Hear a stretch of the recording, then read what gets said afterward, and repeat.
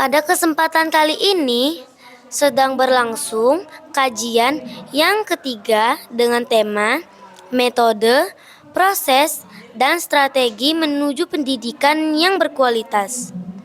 Kajian ini diikuti dengan penuh semangat oleh para ustadz ustazah yang ingin menambah wawasan tentang bagaimana membangun pendidikan yang lebih baik dan berkualitas.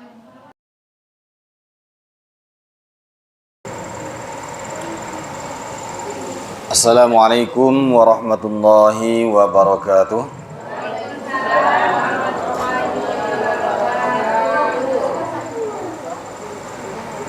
Innal hamdalillah nahmaduhu wa nasta'inuhu wa nastaghfiruh wa na'udzu billahi min syururi anfusina wa min sayyiati a'malina.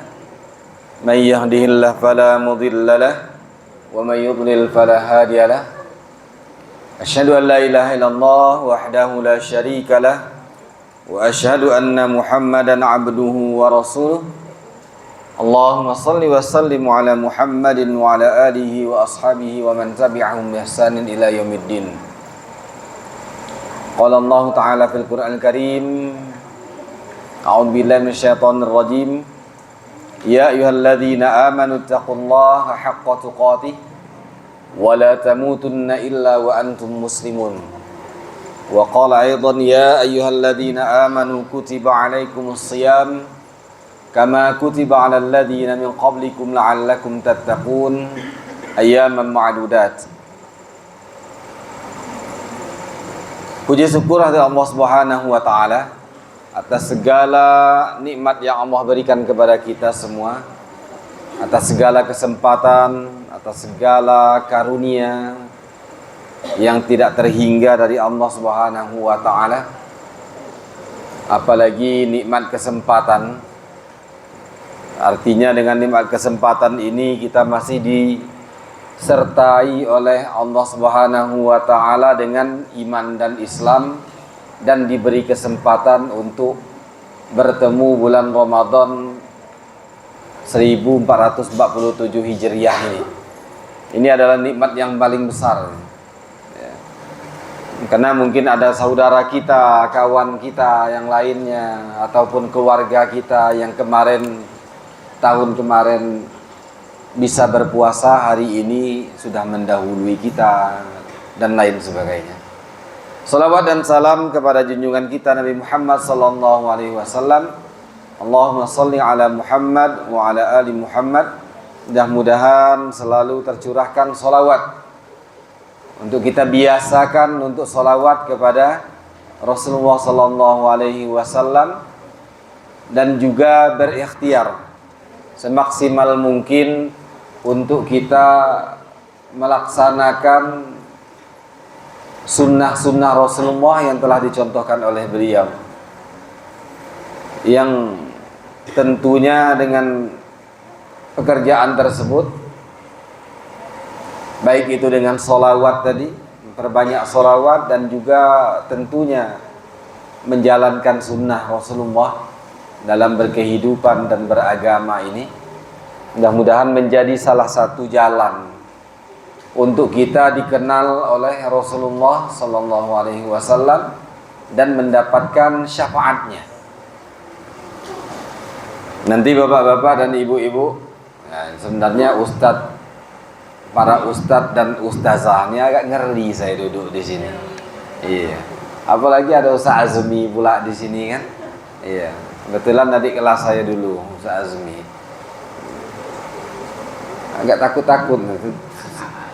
Tambah ketemu Ustaz Azmi tadi, tambah bergetar-getar saya nak ke sini. Nah, jadi beda ini saya bilang.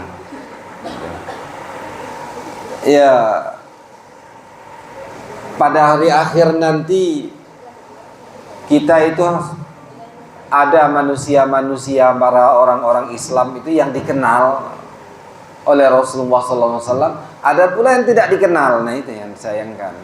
Kalau kita nanti, mudah-mudahan kita semua itu bahagian dari yang dikenal oleh Rasulullah SAW. Kalau Rasulullah tidak kenal, bagaimana Rasulullah mau memberikan syafaatnya? Ya. Para asatizah yang dimuliakan, ya, ketua yayasan Makmur Mutmainnah, atau saya sebut saja keluarga besar Makmur Mutmainnah yang berbahagia.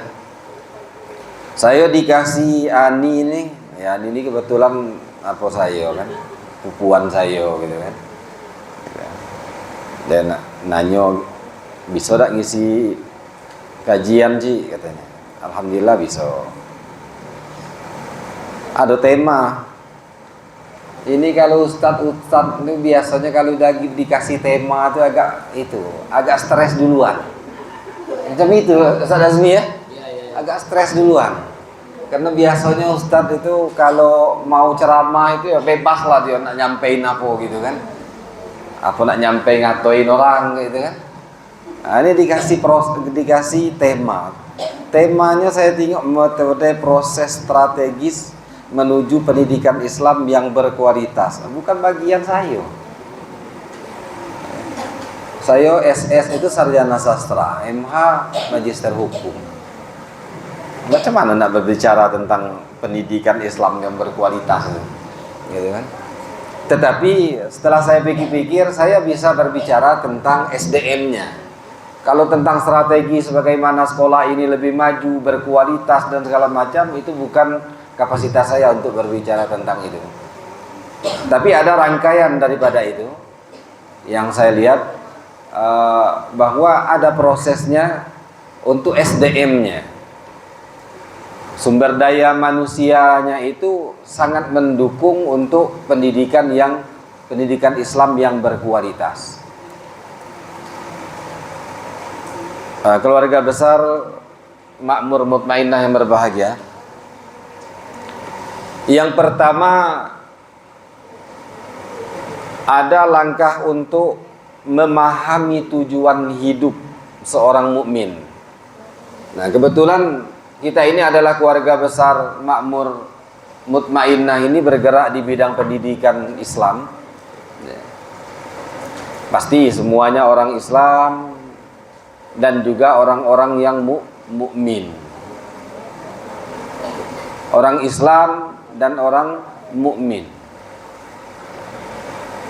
Maka seorang muslim seyogyanya itu mengetahui apa daripada tujuan hidup kita. Ini berapa jam, Dad? Saya siapkan bahan 2 jam. Ini sampai setengah jam 3. Sampai jam 3. Oh, ada itu sesi tanya jawab juga. Oh, gitu ya. Iya, ini masalahnya jam kantuk nian nih kan. Iya. Kalau sambil duduk di sini ada cendol di sini kan masih mending, enak gitu kan. Ini kan kita sedang berpuasa macam ini kan. Hari panas gitu kan. Perut lapar. Emosian pula gitu kan.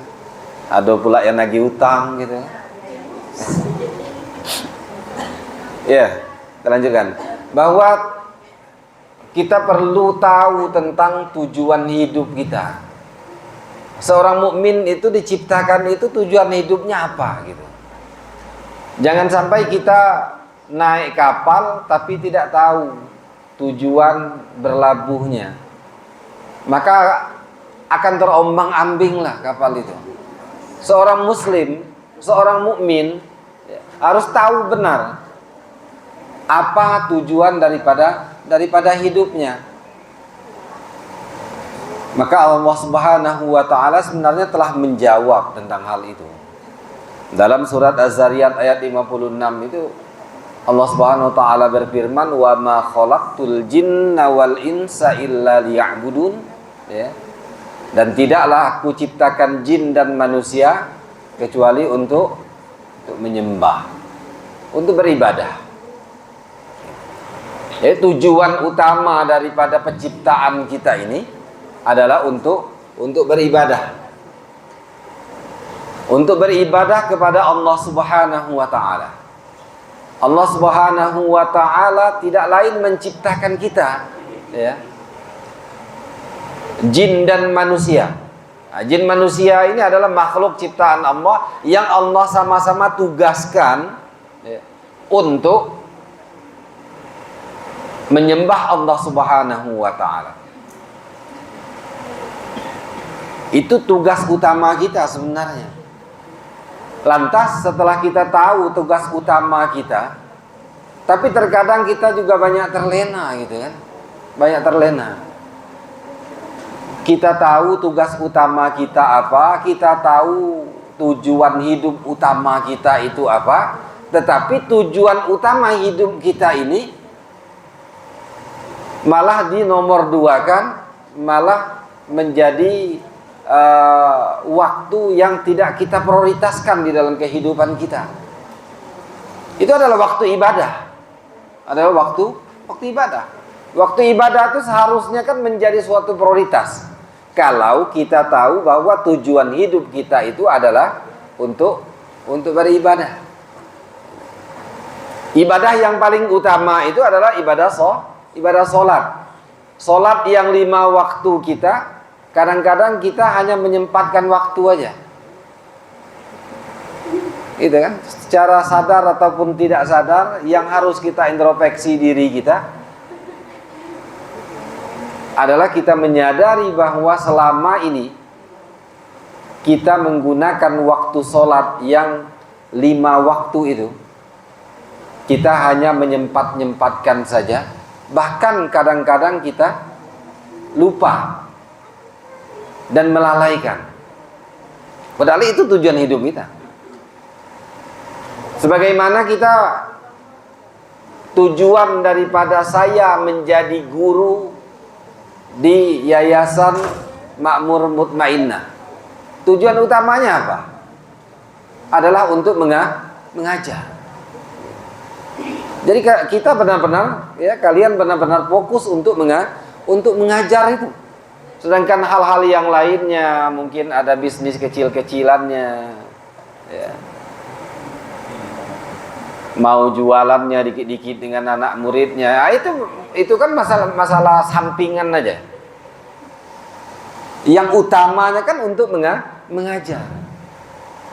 Dari rumah bangun tidur, gitu kan? Dari rumah bangun tidur itu otaknya telah terobsesi, saya jangan sampai ketinggalan, jangan sampai terlambat masuk sekolah, karena sudah banyak murid-murid yang sudah menunggu saya untuk saya mengajar.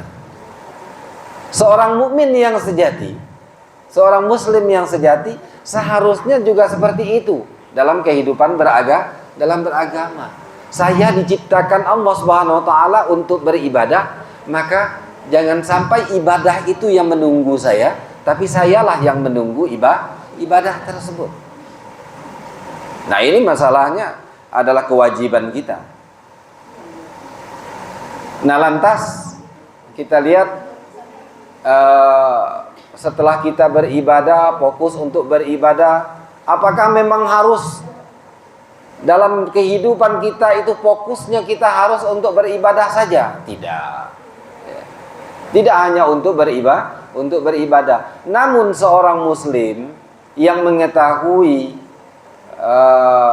permasalahan agama ini bisa menciptakan semua kegiatan-kegiatannya menjadi nilai-nilai ibadah. Semua kegiatan kita itu bisa bernilai ibadah. Tetapi ya, ibadah yang utama jangan dilupakan, jangan dilalaikan.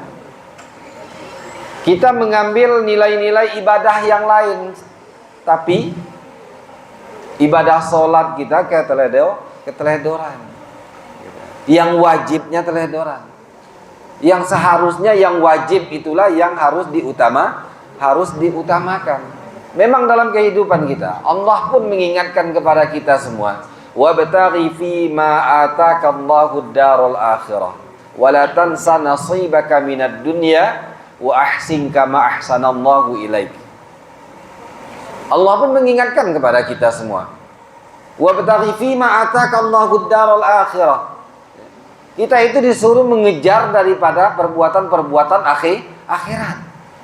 Sebagaimana tujuan daripada hidup kita, seperti tujuan hidup kita yaitu ibadah. Kita suruh kejar kehidupan akhirat kita. Tapi kata Allah Subhanahu wa taala, wala tansa nasibaka minad dunya. Tetapi kalian tidak boleh lupa tentang kehidupan kalian dalam dunia. Bagaimana kita mau beribadah kepada Allah Subhanahu wa taala sementara jiwa kita sakit, badan kita sakit, ya tidak makan. Tapi bukan karena puasa gitu kan. Tidak makan karena tidak punya duit. Tentu untuk menjadikan kita sakit. Jadi kehidupan dunia itu pun harus kita cari, harus seimbang. Jadi orang-orang yang ahlus sunnah wal jamaah itu menyeimbangkan antara kehidupan akhiratnya dan kehidupan dunianya. Tidak serta-merta ia mengambil akhiratnya dan meninggalkan dunia dengan meninggalkan dunianya, tidak. Orang-orang ahlus sunnah wal jamaah yang seharusnya mereka lebih mengutamakan akhiratnya namun tidak meninggalkan dunianya. Ini kita cara dengan ahlus sunnah wal jamaah. Nanti kalau tidak berbicara ngomong ahlus sunnah wal jamaah nanti disangka wahabi lah gitu kan. Macam-macam sekarang. Tadi saya buka dengan pembukaan innal hamdalillah, nah wahabi gitu kan, salafi, wahabi. Kita terkotak-kotak dengan hal-hal yang tersebut padahal masalah furu'iyah saja yang di sana kan, masalah cabang-cabang agama saja, tidak ada masalah usul yang dipermasalahkan di situ gitu. Nah, orang-orang yang tahu akan tugas utamanya yaitu menjalankan agama ini dengan apa yang menjadi kehendak daripada Allah Subhanahu wa taala dan apa yang dituntun oleh Rasulullah sallallahu alaihi wasallam. Kita tidak boleh meremehkan daripada ibadah-ibadah kita. Salat 5 waktu itu cuma sebentar. Zuhur kita sholat ya kalau sampai 5 menit. Ada kadang sholatnya batu ayam gitu kan. Sebentar selesai sholatnya. Wuduknya kadang-kadang juga tidak sempurna. Padahal itu menjadi suatu hal yang utama nanti di akhirat. Di akhirat ini itu yang paling utama, masalah sholat itu. Yang paling awwalu ma yuhasabu indallahi yaumil qiyamati as-shalah. Yang pertama kali akan dihisab oleh Allah Subhanahu wa taala di akhirat nanti adalah salat. Apabila baik salatnya, maka barulah diterima amal-amal ibadah yang lainnya. Apabila rusak pasadat, rusak solatnya, maka tidak akan diterima ibadah-ibadah yang lainnya. Nah, tidak main-main ini masalah solat itu. Masalah solat tidak main-main masalah solat. Karena masalah solat ini kunci daripada diterimanya seluruh amal-amal kita di hadapan Allah Subhanahu wa taala. Sempurna salat kita, maka barulah diterima amal ibadah yang lainnya. Tapi kalau tidak sempurna salat kita, maka Allah tidak akan menghitung ibadah-ibadah kita yang lainnya. Kenapa salat ini menjadi kunci diterimanya sebuah ibadah dan ibadah-ibadah dan amal soleh yang lainnya? Karena salat inilah yang menjadi pembeda antara orang-orang mukmin dengan orang-orang kafir. Orang-orang mukmin dan orang kafir itu pembedanya itu di salat. Bukan di hal-hal yang lain. Kita kalau mau lihat orang-orang kafir itu ya, orang-orang non muslim. Sekarang ini tidak boleh pula kita ngomong-ngomong kafir gitu kan.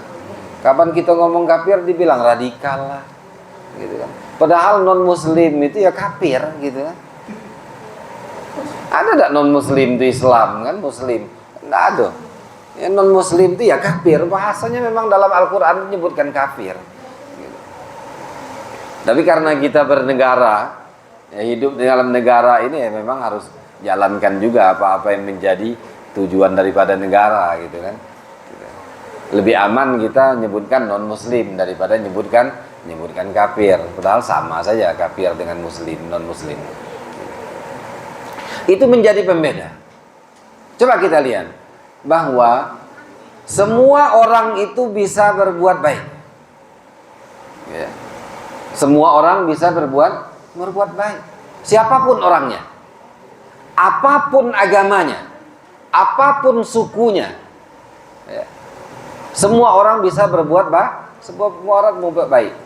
Namun orang yang bertakwa kepada Allah Subhanahu wa taala itu adalah orang yang menghindarkan dirinya, menjauhkan dirinya daripada perbuatan dosa dan maksiat. Kita garis merahi di situ. Semua orang bisa berbuat baik. Kalau semua orang bisa berbuat baik, orang di luar Islam pun juga bisa berbuat baik. Kalau kita mau berlomba masalah sedekah, kadang kita kalah sedekah kita dengan orang-orang non-muslim. Ada orang non-muslim itu yang gemar sedekah. Yang sedekah kita kalah. Kita sedekah rogoh kok.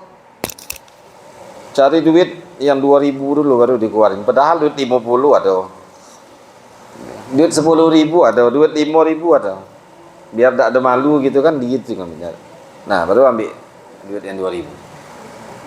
Masuk celengan. Masuk infak, masuk sedekah. Cari duit yang paling kecil. Kalau ada duit receh ditaruh. Gitu. Padahal kalau kita tahu ini adalah tujuan hidup kita. Ini tujuan daripada hidup kita. Beragama itu adalah tujuan daripada hidup kita. Sedangkan hal-hal yang lain, mau kita nongkrong di migacoan, gitu kan, mau di forestry, itu hal-hal yang jauh sekali daripada tujuan hidup. Kita sanggup untuk mengeluarkan duit ratusan ribu demi kita duduk di forestry, di kafe-kafe, gitu kan. Tetapi kita tidak sanggup untuk mengeluarkan uang 10.000 untuk berinfak. Karena salah dalam kita memandang apa tujuan daripada tujuan hidup kita. Ini Azmi saya ini lancar-lancar kayak itu, kayak ngomong aja. Iya. Saya nak melucu, saya bukan pelucu gitu kan. Stand up apa? Komedi saya juga tidak bisa gitu kan. Bisanya kayak gitulah. Kalau yang kantuk tambah kantuk tidak masalah. Tidur tidak masalah juga. Saya ngajar juga di UIN itu kadang mahasiswa kantuk, saya larang mahasiswa lain untuk bangunkan, biar kalah. Karena tidur itu juga merupakan sebuah nikmat. Kita masa menghalangi orang untuk mendapatkan nikmatnya. Yang kantuk tidur aja Bu, tidak masalah. Kadang-kadang setan itu lebih takut daripada orang yang tidur itu, daripada orang yang melek. Itu kan terbukti. Orang-orang yang tidur itu tidak berpikiran lagi mau ngapa-ngapain, gitu. Tapi kalau orang yang melek ini banyak sekali pikirannya, mikirkan itu, mikirkan ini, gitu. Mikiran bukuan nanti, gitu kan, dan segala macamnya dipikirkan. Ya, jadi orang yang non Islam tadi yang berbuat baik, pembedanya dengan kita ya pembedanya sholat. Gitu. Jadi sholat tadi membedanya. Ini menjadi karakter SDM guru yang berkualitas itu adalah guru-guru yang bisa menjaga sholatnya, itu yang paling utama. Guru yang bisa menjaga sholatnya yang 5 waktu dengan baik dan benar, pasti dia mempunyai SDM yang baik pula. Dan itu menjadi jaminan di dalam agama kita. Terlepas daripada ada orang yang rajin sholat, gitu. bawaannya kalem, ternyata korupsi, gitu kan? Jangan kuat kan nyebut nya tuh. Ada kita lihat juga orang yang rajin sholat, rajin sedekahnya, pribadinya baik dan apa segala macam. Ternyata mencabuli anak-anak. Astagfirullahaladzim. Bahkan hafal Al-Quran, punya gelar doktor, punya pengajian yang banyak, jamaah yang banyak. Ternyata ya pelangi, gitu kan? Ternyata pelangi. Paham enggak pelangi? Iya, pelangi. Gitu. Terlepas daripada hal itu, gitu kan? Terlepas daripada hal tersebut, karena memang sebenarnya orang-orang yang menjaga sholatnya dengan baik dan benar pasti akan menjadikan kepribadiannya lebih baik dan benar seharusnya. Karena di dalam sholat, ya, inna sholata tanha anil fahsya'i wal munkar. Masa Allah tidak menepati janjinya? Allah yang menjanji inna sholata tanha, sholat itu mencegah anil fahsya' wal munkar, perbuatan keji dan mungkar. Perbuatan keji dan mungkar itu pasti akan dihindari oleh orang-orang yang rajin sholatnya. Benar, tapi benar sholatnya. Sholat itu bukan hanya rajin dilakukan saja, tetapi yang dituntut itu adalah sholat yang benar. Banyak orang yang sholat tapi tidak benar sholatnya. Jangankan tidak benar sholatnya, sholat itu ditentukan diawali daripada wudu. Kata Rasulullah, wa asbighil wudu'a, sempurnakan wudu. Mungkin orang-orang yang kita sebutkan tadi, ya, dikarenakan mereka tidak sempurna wudunya, tidak sempurna ilmunya tentang sholat, dia hanya cuma rajin saja sholatnya, tapi tidak kenal dan tidak memahami makna yang sebenarnya yang ada di dalam kandungan sholat, sehingga sholat tidak membentuk daripada karakter jiwanya yang benar. Ya, para asatidz yang dimuliakan Allah Subhanahu wa taala. Ini langkah pertama kita mau menjadi SDM guru. Ini SDM guru dulu yang harus disempurnakan. SDM guru, bagaimana sekolah yang berkualitas kalau tidak didukung dengan SDM guru yang berkualitas, tidak mungkin tercapai. Gitu. Jadi guru maupun ya tenaga pegawai yang lainnya haruslah orang-orang yang berkualitas. Nah, langkah yang kedua itu adalah merintis dan berikhtiar menjadi karakter jati diri seorang hamba. Kita harus menyadari dulu bahwa kita ini seorang hamba. Seorang hamba itu apa yang dituntut kepada seorang hamba? Maka dalam hadis arba'in yang kedua, itu panjang hadisnya, yang menceritakan tentang ada seorang yang datang kepada Rasulullah SAW. Dia datang dan menemui Rasulullah, kemudian menanyakan kepada Rasulullah SAW. Ada 4 hal yang ditanyakan oleh orang tersebut. Dalam hadis itu diceritakan bahwa datang seorang yang berpakaian putih, sebelah putih, tidak nampak yaitu bekas perjalanannya. Tiba-tiba sampai aja di situ, datang di situ, kemudian menghadap kepada Rasulullah SAW, ya, kemudian meletakkan lututnya kepada lutut Rasulullah, kemudian meletakkan tangannya di pahanya Rasulullah, kemudian dia bertanya kepada Rasulullah. Ini adalah adab yang pertama. Pertama sekali adalah menceritakan tentang adab. Tentang adab seorang itu kepada orang yang lebih orang yang dihormati lah. Orang yang dihormati, orang yang mulia, kemudian para ulama. disebutkan situ. Bahwa kita mendatangi orang yang lebih mulia, orang yang lebih tua, kemudian orang yang dimuliakan, itu cara mendatanginya, cara kita bertanya itu seperti mana hadis yang kedua dalam hadis Arba'in An-Nawawi itu. Seperti apa? Dia datang, kemudian duduk di depannya kalau untuk bertanya. Kalau kita menjadi hal yang mungkin agak tabu ya, kita duduk seperti ini bersimpuh, sampai lutut kita ketemu. Kemudian memegang lututnya.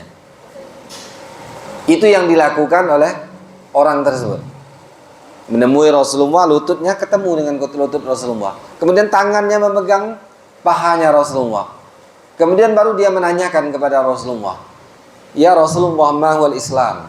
Yang pertama yang ditanyanya adalah tentang Islam.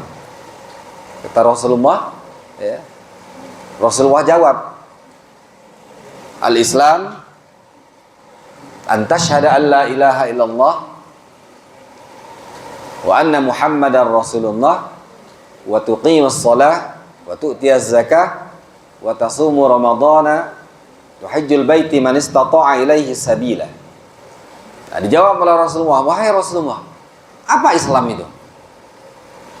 Kata Rasulullah, Islam itu adalah engkau bersyahadat, rukun Islam yang 5. Nah, rukun Islam yang 5 ini harus bukan sekedar harus kita hafal saja, tapi mengerti dengan makna dan kandungannya. Nah, ini kita dapatkan jamaah sekalian, ya. Saya nguji kompri itu anak-anak itu yang kuliah di UIN udah semester 7, ada semester 9, ada semester 11, ada semester 13. Ujian kompri, kita tanya tentang rukun Islam dah hafal kan, miris nian rasanya gitu kan. Ditanya rukun Islam dah hafal rukun Islam itu. Jangankan isi kandungannya dan pengamalan daripada rukun Islam, urutan rukun Islam itu pun dah hafal. Nah, coba diingat-ingat sekarang, masih hafal tak rukun Islam gitu kan? Nah, tapi kalau guru-guru saya yakin gitu kan, apalagi guru-guru makmur mutmainnah ini saya yakin lah pasti hafal dan paham dan mengamalkan daripada rukun Islam gitu. Masa ngajarin anak-anak tentang rukun Islam tapi kita tidak hafal rukun Islam gitu kan? Nah, disebutkan oleh Rasulullah, dijelaskan oleh Rasulullah tentang rukun Islam. Ya. Tentang rukun Islam ini artinya tingkatan manusia dalam hadis ini. Tingkatan manusia itu pertama, Islam itu disebut dengan Muslim. Ini tingkatan yang terendah ini, menjadi seorang Muslim. Tapi nanti kita bicarakan, kita lihat nanti. Apakah kita sudah sampai dengan level Muslim?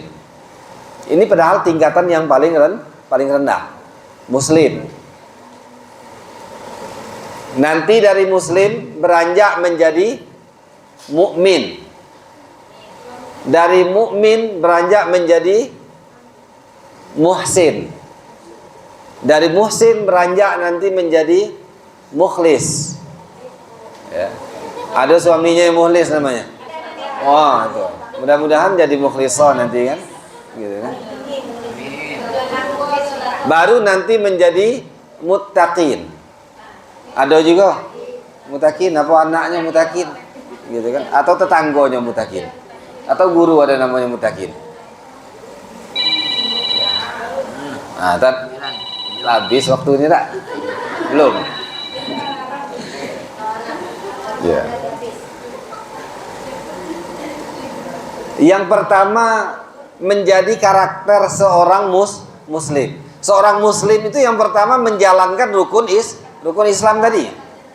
Lah udah kita jalankan tak rukun Islam itu? Terlepas daripada haji, gitu kan? Terlepas daripada haji. Karena haji mempunyai syarat man istata'a ilaihi sabila. Syaratnya kalau kita sanggup, gitu kan? Kalau tidak sanggup, jangan sok-sokan haji, Bapak Ibu-ibu. Jangan dipaksakan sampai ngutang-ngutang pula. Nak haji, nak umroh. Ya. Jangankan umroh, yang haji pun tidak boleh. Apalagi cuma sekedar umroh. Tapi umroh lebih ringan, gitu kan? Masih bisa kita usahakan. Tapi jangan pula dipaksakan. Utang di mana-mana, tapi pergi umroh. Ngundang orang pula sebelum umroh. Makan-makan pula enak-enak di rumahnya. Gitu. Orang yang pernah ngutangi dia puluhan juta diundang juga sama dia. Itu kan terbalik hidup-hidup yang seperti itu. Ada kejadian yang kayak gitu. Gitu. Yang ngutangin dia sampai puluhan juta belum pernah umroh, dia umroh. Gitu. Yang pernah ngutangin dia diundang pula makan-makan enak di rumahnya untuk sedekahan. Mau berangkat umroh. Ya dalam agama itu tidak boleh terlalu dipaksakan. Kalau kita tidak mampu, ya batas-batas mampu kita lah. Jangan sok-sokan, gitu kan? Tidak telah beli skincare yang mahal-mahal, yang murah-murah baik, tidak usah sok-sokan lah. Kaki habis gaji, nak berutang pula, gitu kan? Ketua yayasan belum naikin gaji, mudah-mudahan baik 2027 naik gaji kan? Naik 50% jadilah bu. Gitu kan? Ini makbul nih paha apanya, aminnya kan bulan puasa nih. Cuma bapaknya tak ada selera nang amin kan? Guru-guru. Bukan, bapaknya mikir gajinya naik, kaget duitnya ke bininya juga katanya. Cuma biarlah macam ini bela katanya. Karena ada setoran gitu kan? Betul ya? Nah itu kan pantaslah tidak kedengaran aminnya sini. Sebelah sini kencangnya aminnya. Ya jangan dipaksakan hidup itu. Hidup itu sesuai dengan standar kita lah. Gitu. Di dalam agama pun juga seperti itu. Ya.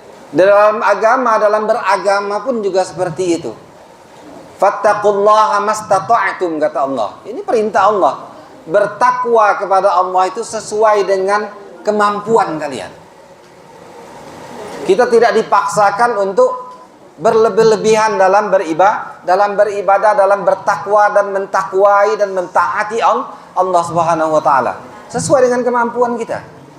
Contohnya, orang yang tidak mampu sholat berdiri boleh duduk. Sedekah itu tidak ditentukan nilainya. Tidak ditentukan kita wajib sedekah berapa. Ya, kecuali zakat gitu. Tidak boleh terlalu dipaksakan, apalagi dengan hal-hal yang bukan sesuatu hal yang wajib hukumnya. Itu bukan hal yang wajib hukumnya, tapi hanya sekedar masalah pendukung saja. Nah, karakter seorang muslim itu seperti apa? Selain dia daripada menjalankan rukun Islam yang 5, rukun Islam yang 5, seharusnya seorang muslim itu juga ya, menjalankan yang pertama tadi syahadat, ya sudah syahadat kalau gitu kan, gitu. Atau ada yang belum syahadat, ya kita syahadatkan gitu kan, ya, masih setengah-setengah gitu kan, ya syahadatkan, mu'allamkan hari ini gitu. Kemudian mendirikan sholat, ya sudah sholat semua. Saya yakin sholat semua, walaupun ada yang terlambat kadang sholatnya gitu kan. Ada yang sholatnya pakai durasi Marquez gitu kan, agak nikung-nikung dikit gitu kan, gitu. Ya macam-macam gitu kan. Sholat, zakat fitrahnya udah kita lakukan, insya Allah terus tiap tahun kita lakukan. Tinggal lagi zakat harta, macam mana harta tidak punya, mana zakat harta tidak punya gitu kan, gitu. Ya, setidaknya zakat fitrah kita lakukan. Gitu kan. Ya, orang-orang mukmin itu harus bercita-cita mengeluarkan zakat harta, harus ada punya cita-cita untuk mengeluarkan zakat harta, zakat mal gitu. Karena zakat mal ini kalau orang sudah bisa mengeluarkan zakat mal, artinya standar hidupnya sudah tinggi gitu. Ya. Kalau kita ini gimana nak mengeluarkan zakat ya tadi? Tagihan bank setiap bulan menjadi denting gitu kan. Mana nak keluar zakatnya gitu. Nak nyimpan emas baru berapa gram nyicil emas. Belum selesai cicilan emas lah udah ada tagihan lain. Terjual juga emasnya kan. Gitu. Ada yang merasuk. Iya. Bagaimana? Tapi orang muslim itu ya seharusnya orang mukmin, orang Islam itu bercita-cita biar dia bisa mengeluarkan zakat gitu. Dan dia bekerja itu harusnya dia punya niat bahwa saya bekerja ini agar saya bisa mengeluarkan zakat. Artinya harus tinggi pendapatannya, gitu kan? Walaupun gajinya masih kecil sekarang kan di yayasan ini kan. Gitu. Ukuran kecilnya kan kalau dibandingkan dengan gaji anggota dewan. Kalau dibandingkan dengan guru-guru di sekolahan lain lah sudah besar gaji di sini, gitu kan? Mudah-mudahan insya Allah. Saya tidak tahu juga jumlahnya kan. Saya ngira-ngira baik. Kemudian watasumu Ramadan, untuk berpuasa bulan Ramadan. Kita mampu untuk berpuasa bulan Ramadan. Wa tuhajjul baitana, kecuali untuk menjalankan ibadah haji. Tapi ada yang lebih penting dalam pengamalan dan karakter daripada seorang muslim. Siapa muslim itu? Lah 2 kali kan ngode tak apa, nak selesai lah gitu kan.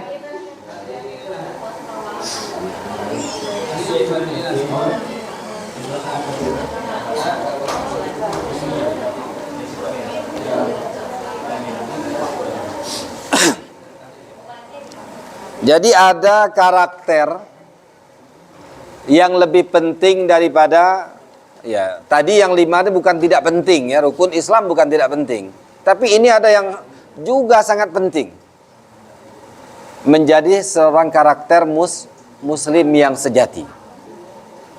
Seorang muslim yang sejati itu seperti apa dikatakan Rasulullah sallallahu alaihi wasallam, al-muslimu man salimal muslimuna min lisanihi wa yadihi. Nah, ini menarik. Rasulullah mengingatkan kepada kita semua bahwa siapa itu muslim? Al-muslim, orang-orang muslim itu yang disebutkan muslim, tentu orang Islam itu kan laki-laki muslim, yang perempuan muslimah, gitu kan.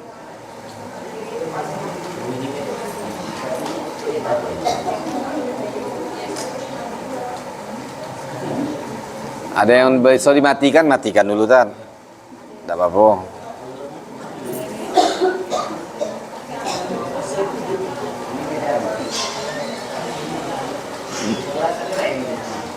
Jadi seorang muslim itu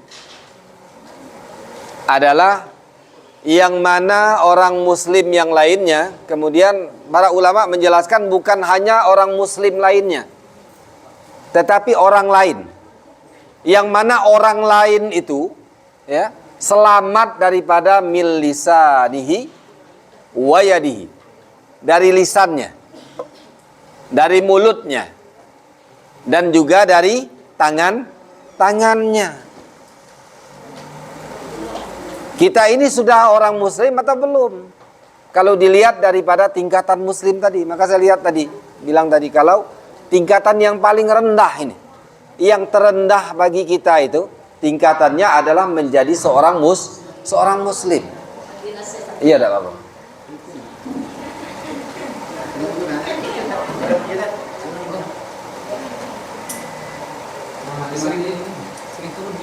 Iya, matikan dah lah, tidak apa-apa.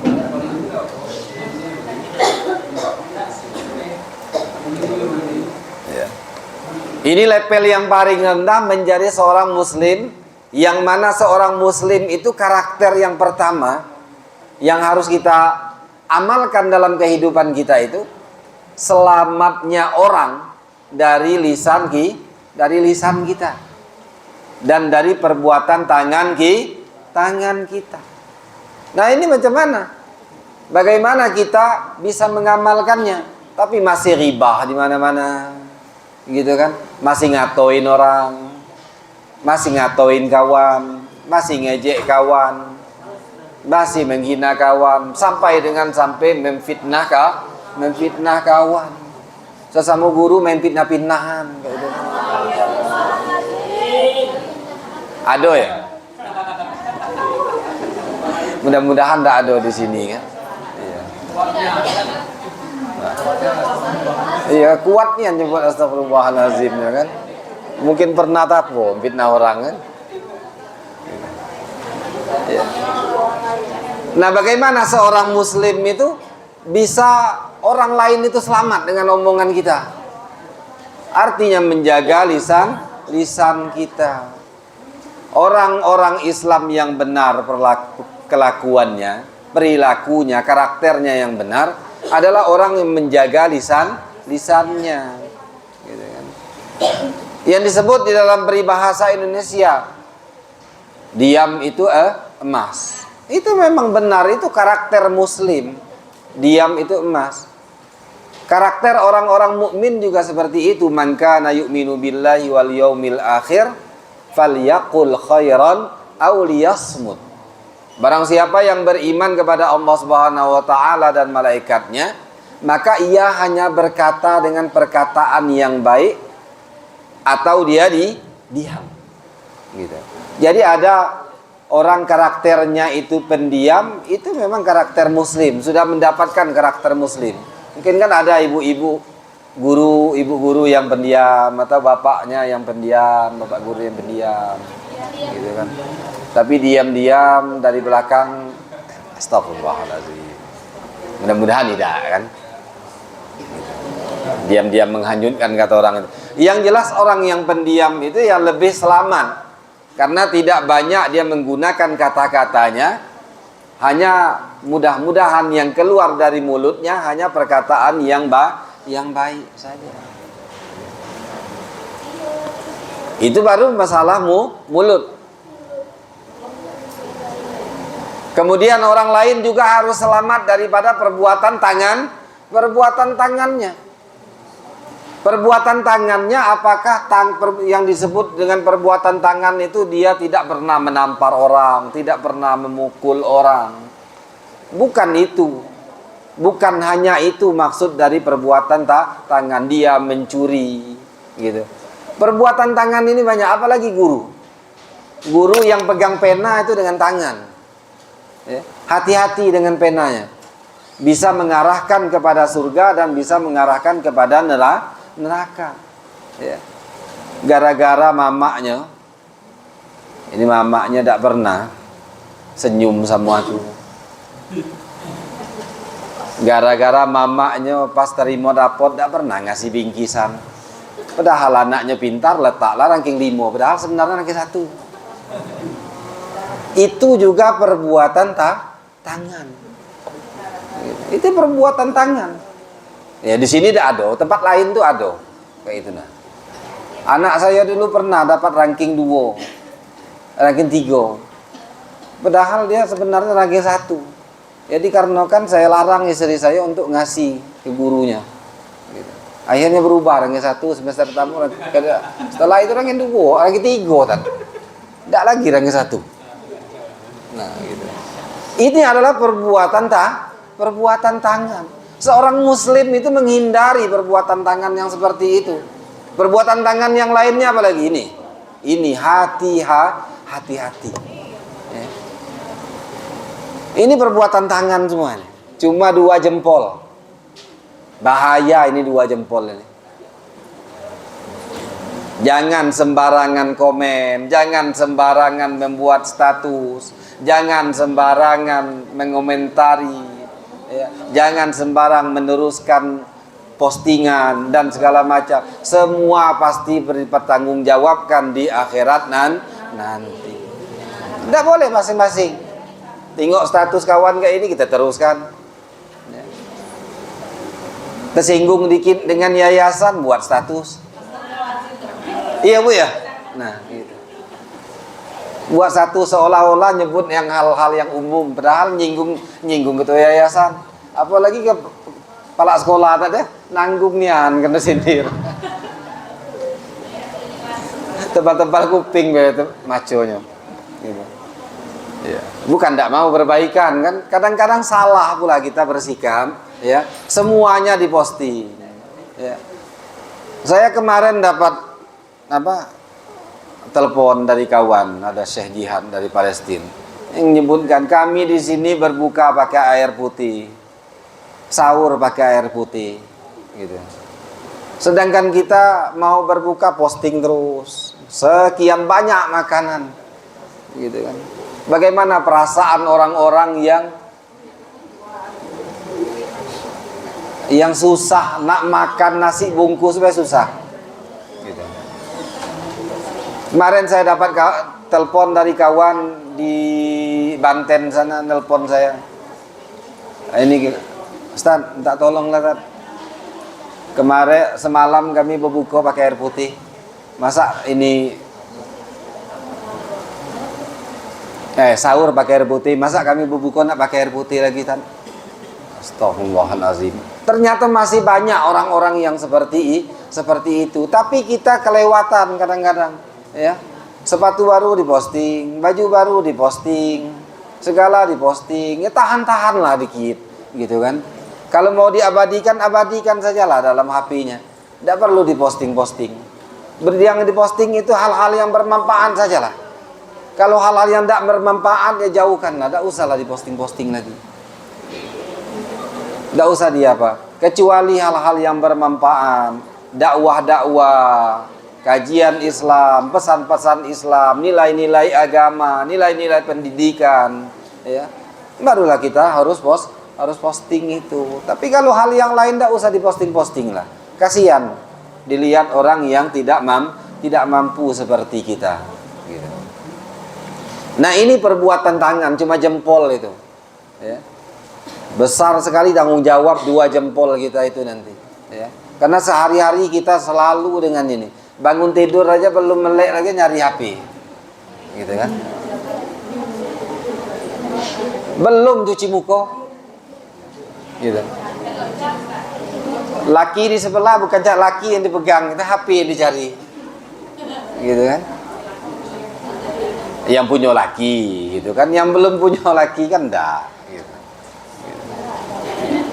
Nah ini orang-orang muslim yang seharusnya kita punya karakter tadi, ya, yang kita harus selamatkan orang lain itu dari perbuatan mulut kita dan juga tangan kita. Barulah kita bisa naik level kepada orang mukmin, orang yang beriman. Orang yang beriman itu banyak sekali karakter orang-orang yang beriman. Karakter orang beriman itu man kana yu'minu billahi wal yaumil akhiri falyukrim dhaifahu misalnya. Falyukrim jarahu misalnya. Orang-orang beriman kepada Allah dan malaikatnya, maka ia akan memuliakan tetangganya, dia akan memuliakan tamunya. Itu sudah kita lakukan belum? Belum lagi dengan syarat-syarat yang lainnya. Yang syarat-syarat lainnya itu sangat berat sekali sebenarnya untuk kita lakukan. Sudahkah kita memuliakan orang tua kita? Sudahkah kita muliakan tamu kita? Itu nomor 2 lah. Nomor 3, nomor 4 lah itu muliakan tamu. Sudahkah kita muliakan orang tua kita? Ya. Sudahkah kita muliakan orang yang lebih tua dari kita? Kakak kita, keluarga kita. Itu adalah karakter daripada orang-orang mukmin, orang-orang yang benar-benar beriman kepada Allah Subhanahu wa taala. Ya. Belum lagi tanda-tanda orang-orang mukmin yang lainnya. Innamal mu'minuna alladzina idza dzukirallahu wajilat qulubuhum wa idza tuliyat 'alaihim ayatuhu zadatuhum imana wa 'ala rabbihim yatawakkalun. Ya. Belum lagi dengan syarat-syarat yang lainnya. Itu baru syarat-syarat yang sedikit yang disebutkan, yang kita sampaikan sekarang. Di dalam Al-Quran itu begitu banyak syarat-syarat orang untuk menjadi orang-orang yang beriman itu. Orang-orang beriman itu bukan hanya dia mengucapkan syahadat dan mengakui bahwa ia beriman saja. Tapi orang-orang beriman itu banyak sekali syarat-syaratnya. Nah, seperti syarat tadi, innamal mu'minuna alladzina idza dzukirallahu wajilat qulubuhum. Orang-orang yang beriman kalau diingatkan tentang Allah bergetar hatinya. Wa idza tuliyat alaihim ayatu zadathum imana. Kalau dia dibacakan ayat Allah Subhanahu wa taala bertambah imannya. Wa 'alallahi, kemudian dia juga bertawakal kepada Allah Subhanahu wa taala. Ini tawakalnya rendah. Ya. Bagaimana kita bisa menjadi orang-orang yang beriman? Saya lebih percepat lagi karena waktu hampir habis. Saya targetkan sampai jam 3 tadi.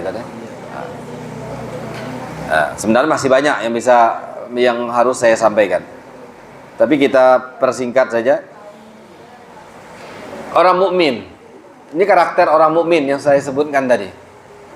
Kemudian barulah karakter setelah menjadi orang mukmin menjadi orang muhsin. Seperti apa jadi orang muhsin itu? Ini ditanyakan oleh orang tadi yang datang kepada Rasulullah tadi. Ma huwal ihsan? Apa itu ya? Ihsan. An ta'budallaha ka'annaka tarahu fa illam takun tarahu fa innahu yarak. Nah, orang-orang yang muhsin itu, kalau kita mau naik level menjadi orang muhsin, ya, orang yang menyembah Allah Subhanahu wa taala, dia tahu bahwa tidak bisa sekarang ini kita melihat Allah Subhanahu wa taala, namun ia yakin bahwa Allah melihatnya. Ya. Kita itu sudah punya CCTV dari 1400 tahun yang lalu, dari penciptaan bumi dan langit. Sebelum penciptaan bumi dan langit, kita sudah duluan punya CCTV. Ya. Ini baru aja CCTV, ada CCTV sih, Bu. Ada CCTV. Ini baru teknologi CCTV. Tapi kita lebih takut dengan CCTV ini daripada CCTV-nya Allah Subhanahu wa taala. Ya. Para guru takut dengan CCTV, takut dicap takut dengan absen, takut dengan terlambatnya dan segala macamnya. Padahal ada CCTV Allah yang selalu menaungi kita, yang selalu mengawasi kita. Dari dulu sudah ada. Tapi kadang-kadang kita lupa, kita bisa berbuat maksiat, bisa berbuat dosa, karena kita tidak ingat bahwa ada CCTV yang selalu mengawasi kita dimanapun kita berada. Kata Rasulullah, ittaqullah, ya, bertakwalah kepada Allah, haitsumakun kunta, dimanapun kamu berada, kamu harus bertakwa kepada Allah Subhanahu wa taala. Nah, kita kadang-kadang bertakwanya hanya di depan yang rame saja, di depan CCTV aja kita bertakwa. Kita takutnya hanya depan CCTV. Tapi di hadapan Allah, padahal Allah selalu lihat. Ya, ini Bu Guru ya. Allah pasti selalu lihat. Mau seperti apapun perbuatan kita, walaupun tidak dipantau oleh CCTV, tapi CCTV-nya Allah selalu ada di mana-mana. Selalu ada di mana-mana. Ini orang-orang mukmin harus meyakini hal tersebut. Ya, ini levelnya naik kepada muhsin. Ya. Orang muhsin itu harus yakin bahwa selalu diawasi oleh Allah Subhanahu wa taala. Ya. Setelah muhsin, naik lagi kepada ikhlas, mukhlis tadi ya, Bu ya. Mukhlis, Bu. Beruntunglah Ibu tuh dapat mukhlis. Inilah levelnya level 4 sudah mukhlis ini. Iya, enggak payah dicari lagi lah ketemu dengan mukhlis. Mukhlis itu ikhlas. Ikhlas itu seperti apa Ibu-ibu? Definisi ikhlas saja, satu aja misalnya. Satu definisi ikhlas itu apa? Coba sebutkan, satu dulu. Hah? Tidak diceritakan lagi. Nah, itu ikhlas. Apa lagi? Tidak diingat-ingat lagi. Apa lagi? Rela menerima, tapi tersiksa rasanya. Tidak ikhlas itu. Nah. Apa lagi? Tanpa imbalan. Saya merumpamakan ikhlas itu seperti kita buang hajat. Ya. Saya posting itu di media sosial saya, di Facebook saya. Bahasanya apalah? Kalau bahasa Ustaz Izal ini beda bahasanya dengan kita. Ya. Dia ada kemek, ada missing gitu kan bahasa itu Ustadz Azmi. Nah ini seperti apa? Buang hajat. Ya maaf nih kita sebutkan. Kalau kita yang namanya kita sudah buang hajat itu, ya. Habis tat baterinya tat kelamuan berarti saya tat ceramahnya. Gitu. Ya, yang penting masih asik tidak masalah kita teruskan gitu kan. Tapi kalau udah asik lagi kita tutup lah. Ya. Jadi ikhlas. Yang namanya ikhlas itu ya seperti buang hajat tadi BAB misalnya. Ya. Sekarang saya tanya, kalau kita sudah buang hajat, lega ada rasanya? Lega rasanya gitu kan. Kalau sudah buang hajat. Gitu. Berarti ini 1 jam pula. 1 jam lagi kan? Ya. Ah iyalah. Nanti baterainya tahan 1 jam, berarti 1 jam lagi saya ngoceh.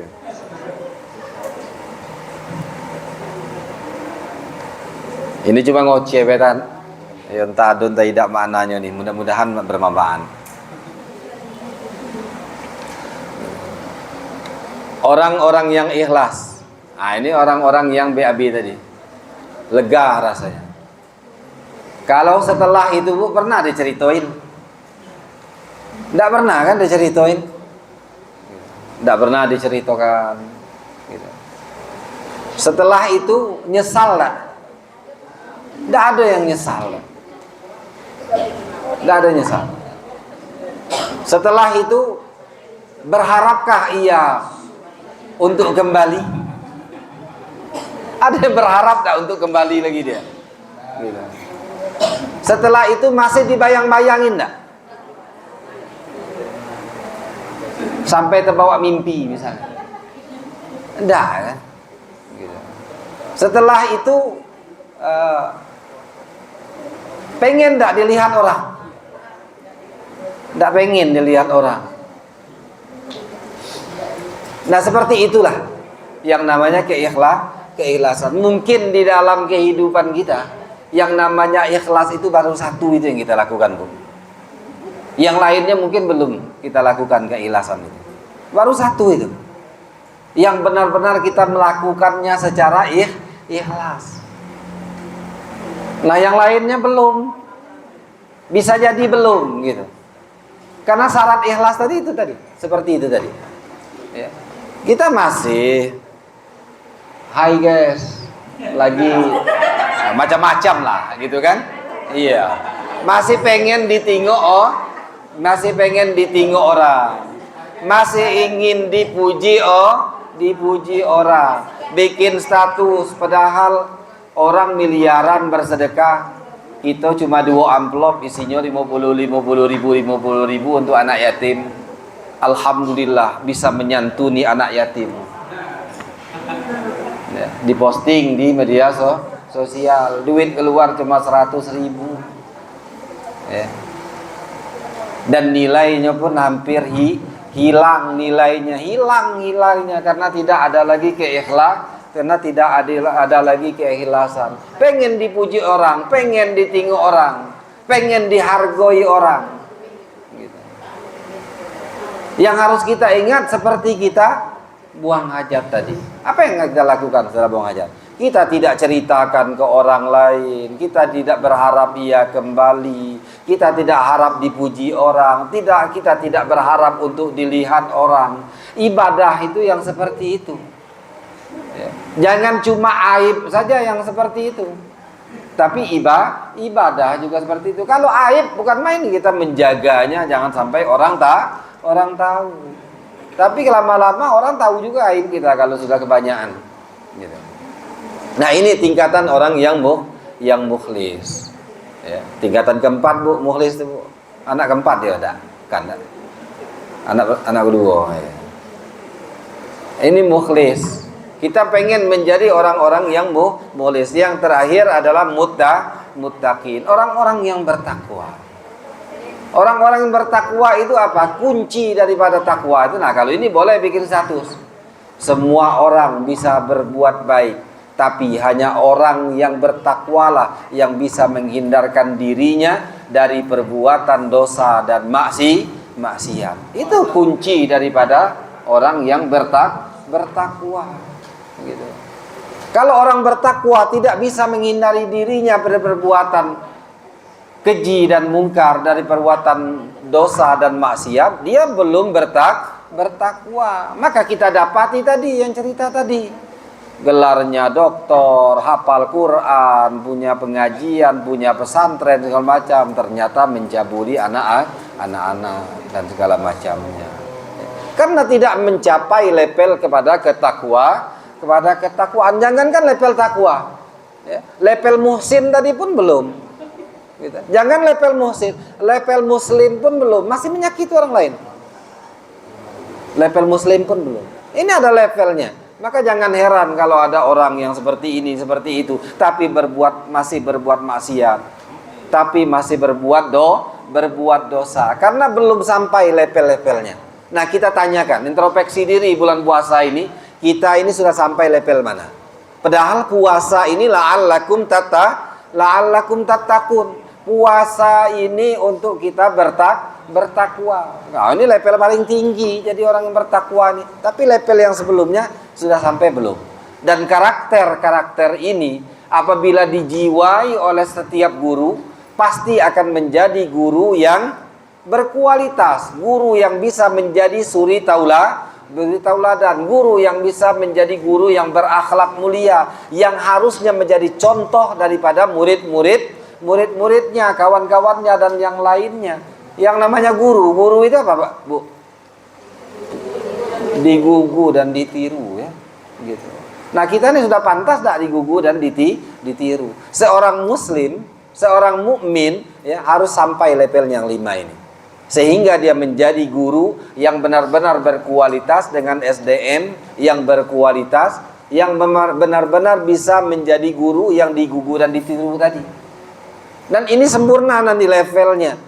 Dan itu mempunyai SDM yang berkualitas, pasti akan mendukung menjadi sekolah yang juga berkualitas. Apalagi ke pelajaran yang harus kita ajarkan banyak di antara pelajaran kita ini untuk mempelajari pelajaran agama. Orang mendalami agama itu pasti akan diberikan kebaikan oleh Allah Subhanahu wa ta'ala, ya. Dan yakin bahwa kita ini dalam menjalankan misinya i'la'i kalimatillah, dalam misi menegakkan kalimat la ilaha illallah. Adanya yayasan ini, misi pertamanya itu menegakkan kalimat la ilaha illallah dengan pendidikan Islam yang berkemajuan, dengan pendidikan Islam yang berkualitas, ingin menciptakan generasi-generasi muslim yang tentunya bisa berguna bagi agama, nusa dan bangsa, ya. Tentu yang harus terapkan itu tadi adalah disiplinnya seorang muslim, ya. Sholatnya berjamaah, ya kita dulu yang nyontohkan, guru-gurunya dulu yang menyontohkan. Di musola kalau zuhur ya berjamaah semua di sini, diterapkan dengan aturan-aturannya. Tadi kepala sekolah nih wajib itu, ya. Masalahnya tanggung jawab di akhirat nanti, besarnya tanggung jawab di akhiratnya. Gitu. Dia bukan mimpin dirinya dan keluarganya saja, juga memimpin guru-guru. Salah guru-guru, salah pula kepala sekolahnya. Kepala sekolah tidak pernah ngajak guru-guru sholat untuk jamaah, ya, tidak menerapkan disiplin berjamaah sholat zuhur setidaknya di sini kan, itu salah juga. Nanti akan dipertanggungjawabkan juga di akhirat. Yayasan apalagi, yayasan membawahi kepala sekolah, membawahi guru-guru segala macam, tanggung jawabnya besar sekali, ya. Ini belum sempat saya bacakan hadis tentang tanggung jawab seseorang itu, kullukum ra'in wa kullukum mas'ulun ar ra'iyatihi itu. Karena batasnya waktu, ya mudah-mudahan yang saya sampaikan ini mudah-mudahan menjadi motivasi. Yang pertama sekali menjadi introspeksi diri kita. Menjadi introspeksi diri kita sudah sampai level yang mana? Untuk menjadi guru yang berkualitas, untuk mendukung daripada sekolah yang berkualitas, kita sudah sampai di mana? Itu introspeksi diri yang pertama. Kemudian menjadi motivasi kita. Apa yang telah saya sampaikan, terutama kepada diri saya sendiri dan kepada guru-guru yang lain ini semuanya menjadi motivasi kita untuk menjadi muslim yang jauh lebih baik daripada sebelumnya. Hanya ini yang kita harapkan, mudah-mudahan Allah Subhanahu wa taala meridhoi kita semua, memberikan keberkahan kepada kita semua, ilmu yang berkah, bermanfaat bisa kita amalkan, kemudian menjadi karakter muslim, mukmin, mukhlis, muhsin, mukhlis dan muttaqin. Mudah-mudahan kita bisa capai daripada level itu untuk kita amalkan dan menjadi bekal kita di akhirat nanti. Amin. Allahumma amin. Billahi taufik wal hidayah. Wassalamualaikum warahmatullahi wabarakatuh.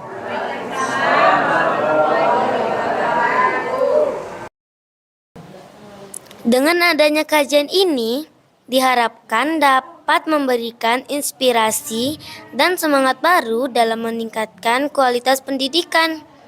Semoga ilmu yang telah disampaikan dapat bermanfaat dan diamalkan dalam kehidupan kita semua.